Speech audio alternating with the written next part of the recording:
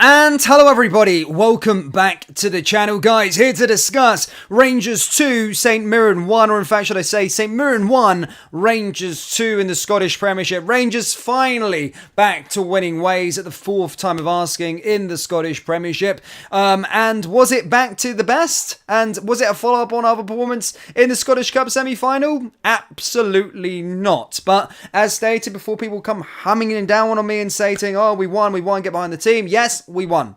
Great, fantastic, amazing. We're still within this title race, and here's hoping at this moment in time. Of course, Dundee and Celtic are about to take place within the next hour, which we'll go through, have a little look. I will watch the game probably to see what happens, and here hope that Dundee can take something away from Celtic. But my goodness me, if we want to win this championship, we've got 4 more games left to go in the Scottish Premiership. We need to be a lot better. It's the same old stuff that we're doing time and time again in this match. Now, the first minute in that game was exactly how I thought it was going to be, giving away the first big chance. What Tavernier is doing in that situation is unforgivable. I'm not sure what he's doing there. Loses the ball and they have a very, very big opportunity to go on and score the opening goal. It was very, very sore, and that wasn't the only chance. At the 8th minute, he lost the ball again and invited St Mirren to come in there and take the lead. So St Mirren had some, proficient goal scorers. They could have probably took and been 2-0 up within the 8-minute mark, which is our downfall because we're so poor from the start.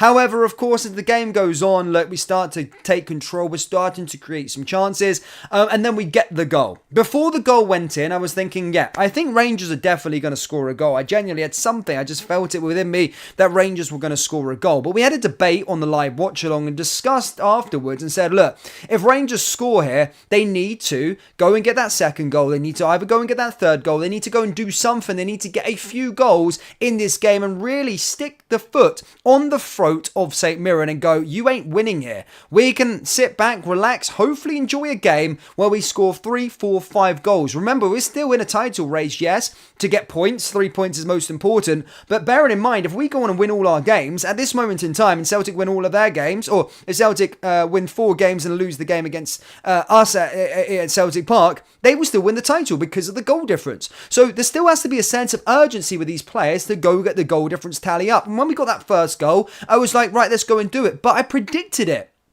It's live. I said we're going to sit off of them like we do every single game. It's frustrating. It's annoying. They don't go and do it. They don't carry on doing the things that got them to the goal. They just switch off completely and allow themselves to get overran by St Mirren. And a minute later, they have the ball into the back of our net once. For the first time in the game, we get an equaliser. It was poor from Rangers, and I seen it, I sniffed it, I smelt it, I knew that was going to happen. And then further from that, sometimes, yes, you concede an equaliser, you concede a goal against the opposition, but you get back into the game. There's leaders on the pitch, you get Butland, you got Lundstrom, you got Tavernier, so-called leaders in the team to get a grip of the team and go, what the F is going on there? How we just conceded a goal? But stay calm. Calm everybody down and get back into the game. Take back control of the game and get forward and do the things and try and get back to to winning ways before half time. There was still 10 minutes to go until the half time break. But no, we collapse. We look a shadow of our, we've never been, I'm saying, a shadow of our former selves. We have not looked good at all over the last 5 or 6 games. But we're just looking so lackluster. It looks like the heads are gone, and excuse my derogative language, but they've just shat their pants and again allowed St Mirren to dictate play all the way to the end of the first half. And if it wasn't for Jack Butland, it would be 2 goals down. It was a fantastic save by Jack Butland on the brink of half time that kept us in with the match, and St Mirren could have been 2-1 up going in to the half-time break. And my goodness me, if they had scored that goal, and if it wasn't for Jack Butland, we would have never came back. It would have been a loss today, because we know what we're like. It would have been a carbon copy of that Ross County game. Now, going in at half-time, most supporters, most fans will be a bit optimistic of what this team can create. They might go, look, listen, whatever, we've been rocked here. Maybe that's the wake-up call we need. But if you're a Rangers fan and you watch this Rangers team over the last 5 or 6 weeks, you knew exactly what was going to be coming. There was going to be no response whatsoever. Genuinely, there was not going to be a response. And we were right. For the first 25 minutes of that second half, St Mirren dictated play. It was painful to watch from a Rangers perspective. If you're a Rangers Rangers fan, you couldn't watch the team play because St Mirren had majority of the ball and they were the team creating the chances. All our passes, we were getting the ball, they were on the high press, they were pressing us down intensely. At one point, their back three was on the halfway line as they were looking to try and take the lead for themselves. Rangers, when they did get the ball, they couldn't string a pass together. They just looked so poor. Genuinely looked so poor in that match. And then somehow, of course, we do get the chance. It might have been 5 minutes. I do put it down to St Mirren's poor defending, but Rangers get one in there with Tavernier's cross and Dessers puts it into the back of the net. And again, Cyril Dessers gets his 20th goal of the season and, of course, manages to get 3 in 2 games and actually gets us the winner, Cyril Dessers. Now, am I saying that this guy's Ronaldo 9? Absolutely not. But look, it's still, at least he got us the goal and he's come under a lot of stick, but he gets us the goal. I still don't think he's good enough for Rangers, by the way, but he gets us the goal. He scores us the goal and manages to get us the win. Now, going up the other park, I was sitting there thinking, right, well, look, this is not going to be Rangers because I knew we weren't going to go and get a third goal because with 15 minutes to play, I knew which way we were going to be going. I knew it was going to be backs against the wall and St Mirren were probably going to have majority of the possession just because I know this team and I know what they're like. They're not capable of going to get that third goal and giving us an anxiety 3 ending to the match. I told you in the live stream, I can't remember watching this Rangers team and being like, do you know on a Sunday when you're watching your team play, you know, you sit back, you relax, you're 2-3 goals up, you sit next to your pal in the pub and be like, oh, it's just on in the background. You're watching the game, but it's like, yeah, because it's called an anxiety-free watch. You're enjoying your Sunday, having a beer, watching. Oh, is that no? Hey. When was the last time we had one of those games where Rangers just let right to the end? You get into stoppage time, they're still creating chances, and you just feel at any moment we could drop all 3 points in the game and and end up drawing the match, and a goal could come from anywhere. I have no confidence in this team to see matches out, but look, we do see it out. There was obviously Nick Walsh tried his fucking hardest. I know what that twat is like. He loves it, but Nick Walsh obviously tried his hardest to give St Mirren an advantage. How the heck is Jack Butland being penalised there with a yellow card and a free kick? He tried his absolute hardest to give something. That's an absolute disgrace of a decision. And again, I am going to be highlighting it. You go, Dan, take a freaking break because Rangers won today. Yes, I know they won today, but Nick Walsh, time and time again, always try. He's a crap referee and he gives away how the heck can you look at that challenge and go, firstly, that's a free kick. Jack Butland wins the ball and 3 seconds later the player runs into him and gets a free kick. And I'm like, well, that's a free kick. And he goes and gives him a yellow card. Genuinely baffling, Nick Walsh. Genuinely does it time and time again and never ceases to surprise me. But look, we get over the line. Obviously, right at the end, we could have had an anxiety 3 stoppage time, but Rangers, of course, missed the chance there with Tom Lawrence. But my goodness me, guys, it was a hard watch. It was a hard day at the office. Genuinely, it was a very, very tough watch. And seeing a back line there again of Tavernier and Barisic in 2024. I love Tavernier, but my goodness me, he was dreadful in that first half. Genuinely, gave the ball away about 3 or 4 times. His passes was rank rotten.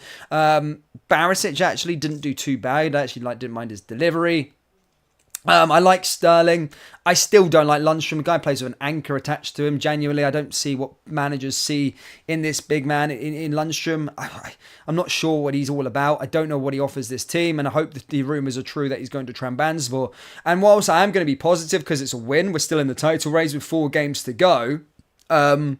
The positives I take away from it is we finally back to winning ways. But if we carry on performing like that in the next 4 games, we're not winning the league. We're not winning anything because we're still rubbish. We need to correct this. And hopefully now they've got a bit of winning momentum. Hopefully Dundee can do us a turn today, which we'll be tuning in for in about an hour's time. But genuinely, we need to improve sharpish, and I'm hoping now we're going to Ibrox. It's been a very, very long time since, of course, we played at Ibrox. It feels like ages ago. Obviously, last week we were at Hampden, week before that Dens, week before that we were at there. The Old Firm was the last time we were at Ibrox. But here's hoping we can get the job done, put in a performance against this Kilmarnock side, a good Kilmarnock side, and I'm so effing glad we're not going to Rugby Park because this team would lose at Rugby Park. We've already lost at Rugby Park this season, but we would lose there. I'm telling you, in the way we're playing at this moment in time, our title aspirations against Derek McGuinness's Kilmarnock side would be over if we were playing Kilmarnock at Rugby Park next weekend. I swear to God it would be. But our only saving grace is Ibrox, I believe, and here's hoping a performance. We have 50,000 people behind us, and let's see where we end up. I'm just taking it a game at a time at this moment in time, but I'm just happy that we're still in this title fight with 4 games to go. But a lot of work needs to be done in the summer, ladies and gentlemen. A lot of work needs to be done in the summer because we're just not a good team. We're not a good team, and I don't want people to sit here and go, Dan, you're not a Rangers fan because you don't think our team's good. No, we're crap. We're genuinely crap. We can go on and win the treble. We can win the league this year. And I'd still say the same thing. We're still rubbish. We need an overhaul in the summer. We need new players. We need new blood. We need the old guard to go out to the door. We need new players in this team. And that doesn't make me any more or less of a Rangers fan than you, for me just saying that this team are crap and they are shit. But as stated, can we get over the line for the title? I hope so. Genuinely, I really, really hope so. I'm supporting us as much as I can. But we need an overhaul in the summer. We're still not looking good. We're still making the same mistakes. We still look the same team that was, of course, playing against Ross County, but this time managed to win, which is a positive. And, of course, we do have the best goalkeeper in the whole of Scotland. And you're allowed a good goalkeeper. And again, he's dug us out here again today with 2 huge saves. But conversations to be had with regards to all these players. All of these players' jerseys up for sale, except from Butland in the summer at this moment in time. I like Sterling. I think Sterling could be the next right back for us. I like Sterling. I like what he's all about. He reminds me of Bassey a little bit. But we'll see what happens, troops. But anyway, guys, that is it for the live reaction. Let's hope Dundee can do us a turn. I'll be watching on Sky Sports. If they do, I'm sure you'll be able to hear me a bit later on. I might do a live stream, but we'll see what happens. Hit the like button, hit the subscribe button, troops, and I will see you all next time. Take care. Peace.